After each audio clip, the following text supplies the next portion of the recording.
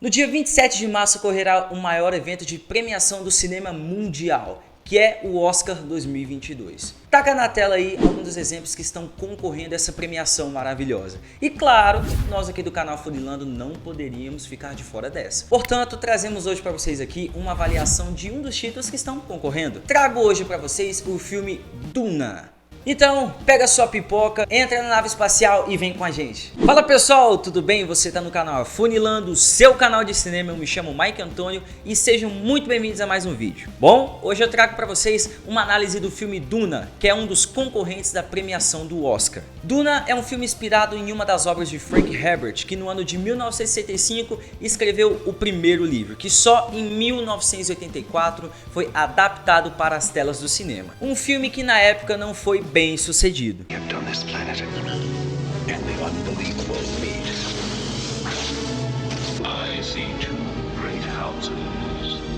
O filme Duna da atualidade nos convida a acompanhar a vida do jovem Paul Atreides, que é interpretado pelo ator Timothée Chalamet, cuja família passa a administrar um planeta desértico chamado Arrakis, mais conhecido como Duna, que é o próprio título do filme. Lugar da única fonte da especiaria rara chamada melange, o material mais valioso do universo. E enquanto isso, uma conspiração está se formando contra Atreides, partindo de uma família rival conhecida como Harkonnens, e o destino de Duna está eventualmente em jogo. Mas o próprio Paul pode estar no centro de uma profecia que há muito tempo foi profetizada que ele ainda não entende.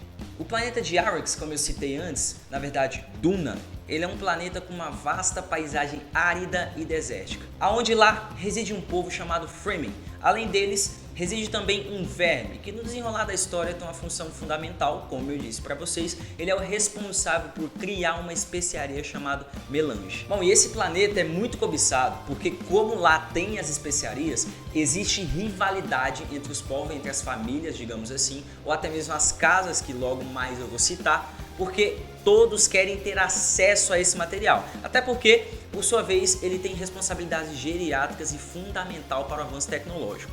Como eu expliquei anteriormente, com esse tipo de material podem haver combustíveis para viagens espaciais. Bom pessoal, a capital de Arrakis se chama Arrakina, que mais tarde se torna a sede do governo para a casa de Atreides, quando eles são enviados para governar o lugar e buscar as especiarias. Como se trata de um planeta desértico, bem seco, digamos assim, a água é uma mercadoria bem escassa, mas pode ser encontrada nas profundezas do subsolo, ou seja, não é um trabalho muito fácil. Calma lá, eu sei o que você deve estar pensando. Eu tive muitas dúvidas no filme de Duna, portanto, nós aqui pensamos numa maneira de deixar isso um pouco mais fácil de entender. Por isso, vamos começar assim, vamos entender primeiro os povos, depois a gente acaba entendendo o enredo de todo o filme. Vamos começar com primeiro os Atreides. Bom, os membros da casa Atreides são os protagonistas da história, né? Basicamente são os principais e os que mais têm foco de cena.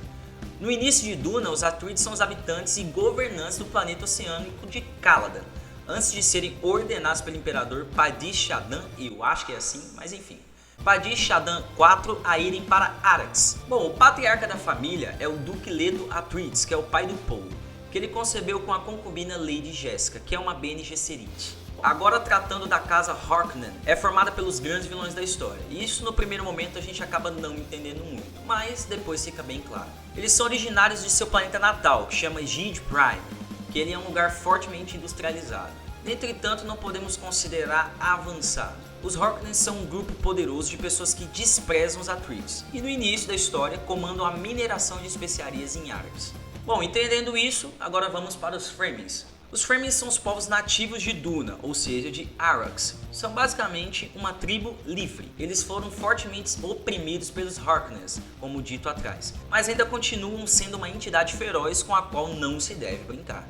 Eles vivem em um ambiente desértico do planeta, ou seja, Arrakis, como eu disse, é um ambiente bem árido, bem seco, mas sobrevivem por causa das suas roupas equipadas. Bom, podemos notar nessa imagem, dentre uma delas na verdade, porque aparece por diversas vezes, podemos notar essa espécie de dispositivo que vai até a narina da pessoa. Esse equipamento, por sua vez, tem uma função fundamental para os Fremen e garante até mesmo a sobrevivência na área onde eles vivem. Basicamente, esse sistema funciona como uma espécie de reaproveitamento da umidade do corpo. e se torna uma água potável. E claro, né, por isso os tubos no nariz. Acaba que toda a umidade do corpo da pessoa se torna de certa forma reaproveitável e aí a pessoa acaba se nutrindo com aquilo mesmo. Isso se torna necessário pela longa exposição que eles sofrem com a especiaria. Sua corrente sanguínea sofreu uma mutação para dar a eles olhos totalmente azuis. Dito isso, agora vamos para os vermes, que é o maior medo da galera que vive por ali, né, por volta de Arrox. Bom, esses mesmos eles vivem no deserto de Duna e tem por volta de 400 metros. Isso mesmo, pessoal, 400 metros é muita coisa, gigante. E como se não bastasse, é muito fácil atrair a atenção deles. Até porque barulhos na superfície do deserto já é o necessário para poder chamar eles até a região onde você está. E isso já é o necessário para entender por que eles amedrontam tanto quem passa por aquela região. Nessa cena em que você está vendo, você consegue notar que de longa distância já é perceptível toda a mudança que o verme acaba fazendo na areia quando ele está se aproximando. Trilha de verme ao norte e leste, 3.7. Já nessa outra cena, conseguimos notar uma espécie de aparelho que é inserido na areia. Claro, os Fremen morando ali por muito tempo e aprendendo a sobreviver, deduzimos nós que estamos assistindo que esse aparelho é necessário até mesmo para distanciar a pessoa do verme. Pensa comigo, de certa forma ele é usado para poder atrair o verme na posição contrária da qual a pessoa vai se mover. Então, a pessoa insere aquele aparelho na areia e aí, naquele momento em que o verme vem até o aparelho pensando que é uma pessoa se movimentando, a pessoa se movimenta até outro local, sendo assim uma manobra evasiva dos vermes. Uma outra curiosidade muito legal que conseguimos analisar é que, portando para essa cena, note que essa pessoa está andando de uma maneira um pouco diferenciada. E claro que isso não é normal. Essa maneira de andar é totalmente forçada, até porque isso é necessário para a sobrevivência no deserto. Eu vou explicar. Já que o verme é atraído por barulho de passos, o que a pessoa basicamente tem que fazer é simular ou até mesmo imitar a sonoridade que o deserto faz. Digamos que ela ande com uma maneira normal. Se ela anda desse jeito, ela acaba produzindo mais barulho. E como é muito sensível aos ouvidos, digamos assim, dos vermes. Os vermes têm ouvido? A gente não sabe dizer, né? Enfim. Ih, rapaz.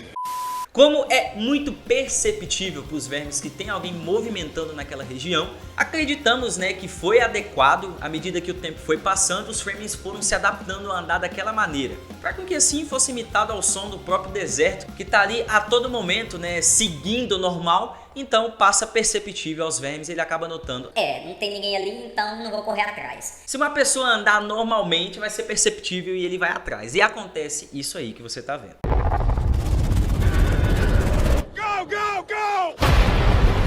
Tava ruim. Agora parece que piorou. Bom, agora que deixamos claro alguns pontos importantes para vocês, vamos entender uma outra coisa que acontece juntamente com o desenvolvimento e a busca das especiarias. Além da busca pela especiaria, o filme foca em torno do desenvolvimento do Paul e os seus dons. Toda a transformação e a predestinação de Paul a tomar a frente da busca por essa especiaria e liderar o seu povo. Sendo assim, o filme tem características de desenvolvimento mais lento e detalhista, através de uma trilha sonora única e que dá vida ao cenário do filme, fazendo com que haja um detalhamento de parte por parte da história e tornando único e se assemelhando com uma própria narrativa do livro, trazendo para o espectador uma forma mais intimista da história do filme. Estamos falando de um filme com 10 indicações ao Oscar. Claro, são 10 indicações, então é muita coisa. Eu vou citar um exemplo. Uma delas é fotografia, que sinceramente eu concordo plenamente com isso. Até porque, por sua vez, o filme não mede esforços nas cenas impecáveis que tem. Nós da equipe Afunilando, por diversas vezes tivemos que parar, literalmente pausar, para admirar a beleza que o Duna tem. Pessoal, as cenas são incríveis e toda a parte gráfica e CGI, eu particularmente, a minha opinião, ficou muito legal. Qual a sua? Deixa aí nos comentários, tô curioso, hein? Uma curiosidade é que o filme dificilmente não vai te fazer lembrar de Game of Thrones ou até mesmo Star Wars. Até porque Duna foi a principal inspiração para George Lucas a criar esse tão conhecido hoje Star Wars. Piu, piu, piu, piu, piu, piu.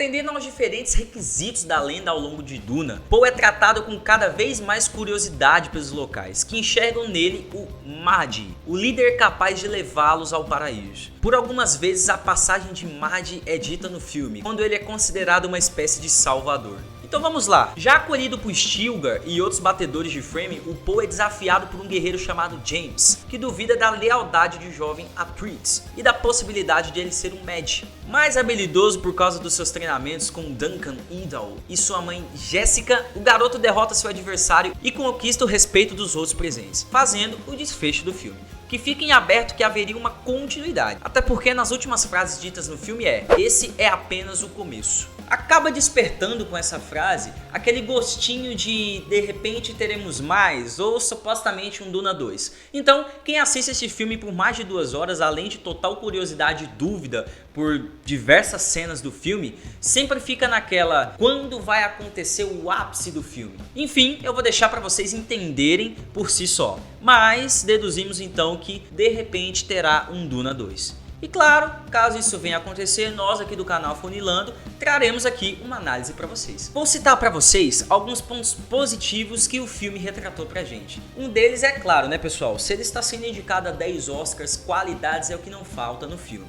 Com trilha sonora, figurino, imagem, fotografia, maquiagem ou até mesmo elenco, esse filme é um balaio de coisas que acabam sendo bem positivas a quem está assistindo. Mas nem tudo são rosas, existem também pontos negativos que eu não posso deixar de passar para vocês. Para quem ainda não assistiu o filme, você vai acabar assistindo e interpretando que algumas coisas acabam não se amarrando. Se você curte filmes que acabam resolvendo situações rápidas e às vezes com muita explicação, mas com sentido, ou sem muita explicação e também com sentido, acaba tendo dificuldade de entender esse filme. Até porque, por sua vez, tendo muita quebra de cena. Tem uma cena de ação e logo depois uma viagem mental do Poe. Outra cena de ação e aí beleza, dá uma treta lá no deserto e aí quebra a cena de novo. Então não é um filme que vai te amarrar as informações tão fácil. Ah, ver gnomo, ver fadas.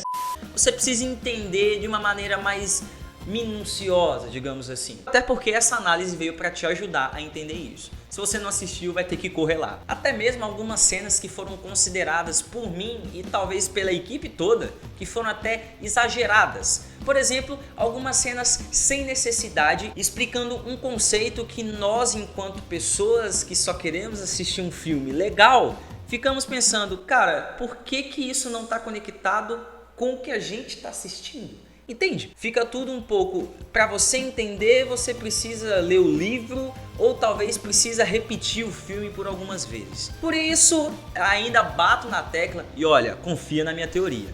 Isso vai acontecer, vai ter um Duna 2, porque cara, ficou muitas informações abertas. Então galera, com toda essa análise eu espero de coração que eu tenha te convencido a correr lá na sua plataforma de filmes e assistir o Duna. E claro, corre pra cá, deixa nos comentários se tiver alguma dúvida, se gostou do filme, se tem alguma coisa que você queira acrescentar ou até mesmo algo que eu deixei de falar. Enfim, o chat é pra isso, deixa lá. E se essa informação for uma coisa que realmente demande alguma pesquisa da nossa equipe, vamos lá pesquisar e trazer para vocês. No mais, eu espero de coração que você tenha gostado desse vídeo e daquele jeito, né? Não esqueça de deixar o like, não se esqueça de se inscrever no canal, também deixar nos comentários a sua opinião e nos acompanhe toda semana com vídeo aqui no canal Afunilando. Eu me chamo Mike Antônio e nós aqui do canal Afunilando deixamos o nosso tchau, o nosso muito obrigado e até o próximo vídeo. Valeu, gente!